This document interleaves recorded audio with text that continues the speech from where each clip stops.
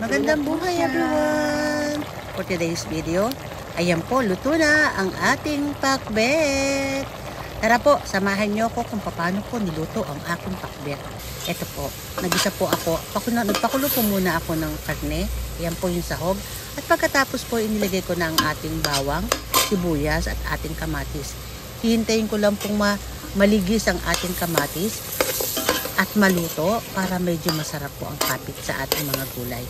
Yan po, hintayin ko lang po.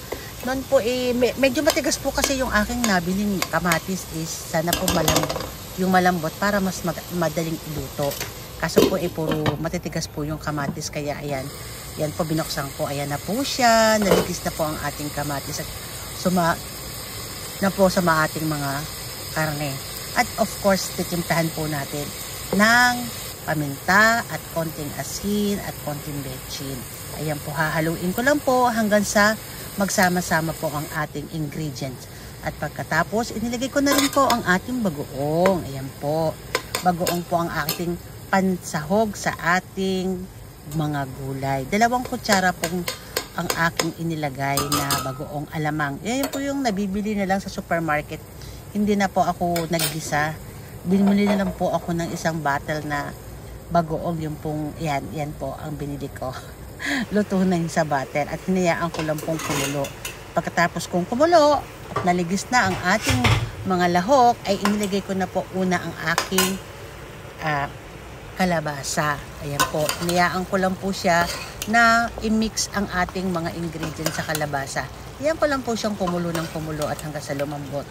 Ayan po, at pagkatapos po niyan ay tatakpan natin ang ating bagoong na inihahalo sa kalabasa.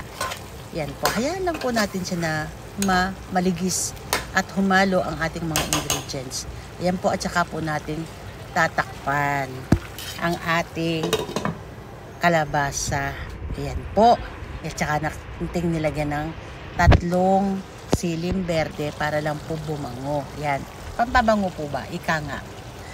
Para masarap-sarap naman ang amoy ng ating pakbet. At pagkatapos kung lumabot ng ating kalabasa, ay isinunod ko na po ang ating sitaw. Ayan na po, sinunod ko na po ang ating sitaw. Hayaan ko lang po siyang i-mix. Yan po, mix lang po tayo.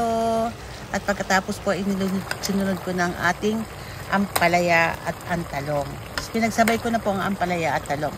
At hinayaan ko lang pong haluin hanggang sa mag-mix po ang ating mga ingredients sa ating mga gulay. Pagkatapos po niyan, ay tatakpan natin, hayaan lang natin kumulo. Maghihintay lang po tayo ng mga 2 to 3 minutes.